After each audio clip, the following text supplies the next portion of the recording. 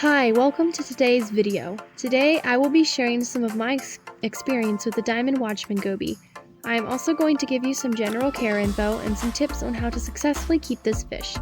The Diamond Watchman Goby is also called the sand sifting goby, but most stores label it as the Diamond Watchman Goby. This fish is a great beginner fish, and it is not hard to care for. The maximum size for this fish is 6 inches, and it's recommended that it does not live in a tank smaller than 30 gallons. I keep mine in a 55-gallon tank. The goby is a peaceful fish, and it is also reef safe.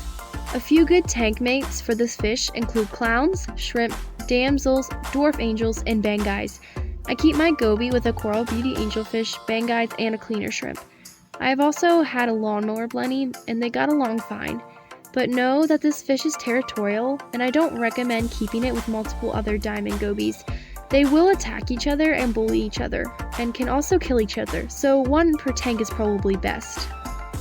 This fish will need some meaty foods to eat, like mysis shrimp and brine shrimp.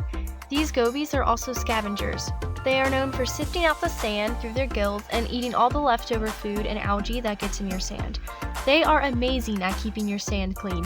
When I first got my goby, my sand was covered in algae. Within one night, my fish completely cleaned all my sand, making it look brand new.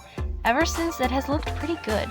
I 100% recommend this fish because it's not only very pretty to look at, but it's very beneficial to the tank, and you will not have to worry about cleaning your sand as much.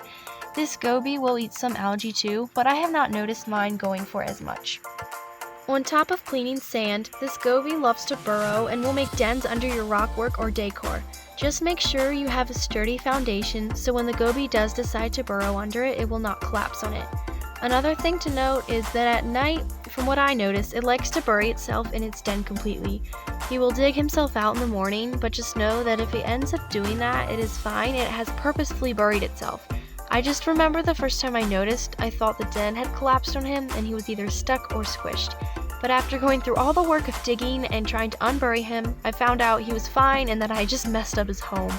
A very important thing to know is that these gobies are tank jumpers. Now, my tank has a lid, but the very back part has openings for my filtration. My first goby I had figured out how to get through the small holes, and when I woke up, I found him shriveled on the floor. It's the worst possible way to find a fish, so make sure there is no way for it to get out, because it was just a very sad thing to see, and I don't want you to have to go through that.